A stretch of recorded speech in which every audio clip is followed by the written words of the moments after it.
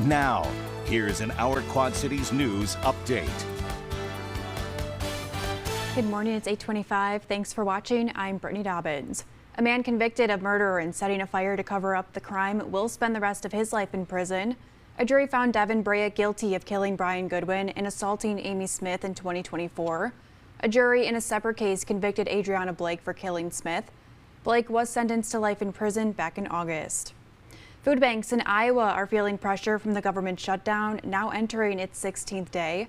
Managers of the Food Bank of Iowa are preparing in case federal funding for food programs goes away.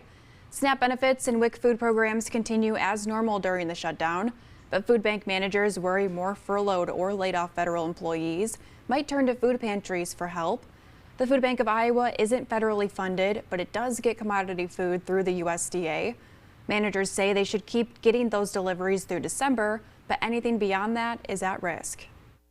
We're navigating the unknown.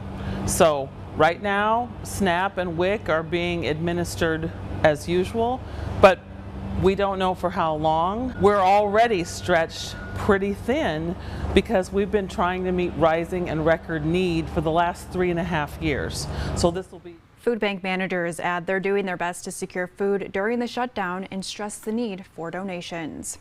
Meanwhile, soup kitchens in Illinois are bracing for the impact from federal cuts to SNAP food benefits. Managers of the Daily Bread Soup Kitchen in Champaign say they went from serving 600 meals a day to about 1,000 a day over the last 6 months. They serve a 5-course meal every day at noon and send their guests home with a sack lunch. There's a ton of people, a ton of food. So far, we've been able to keep up. The cooks, the volunteers, we've been able to do it, and I don't know how much more we can expand. An Eastern Illinois Food Bank spokesperson says that organization is seeing the need increase as well. The food bank is serving twice as many people now compared to 2022. 2 local QC music societies are becoming one. Common Chord and the Bix Jazz Society are teaming up to benefit both organizations. The Bix Society Advisory Board will oversee the group. This merger will expand the reach of the Bix Jazz Festival to the people that Common Chord serves every year, and that includes more than 50,000 people across the Quad Cities. Well, you can't fish in Moline's Prospect Pond right now. That's because it's being restocked with trout. The pond will reopen Saturday, which is the start of trout season, and you do need an Illinois fishing license and trout stamp in order to fish. That's a look at your local news. Now here's Sean with your local Pinpoint forecast. Well, it is another pretty calm start for us here for our Thursday morning. Once again, lots of cloudy conditions out there and temperatures around the upper 50s, nearing 60s to get you started. It's another warm evening warm morning for us here to get started as we look over the I-74 bridge. And here's a traffic update for you here for all of our morning commuters on Interstate 74 and Interstate 80.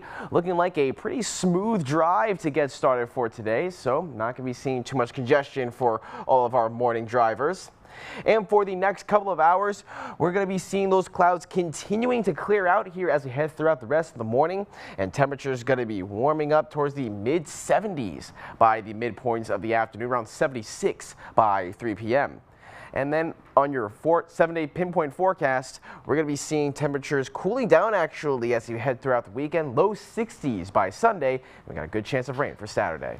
All right, thanks, Sean. And thanks for watching. For news anytime, anywhere, just go to ourquadcities.com.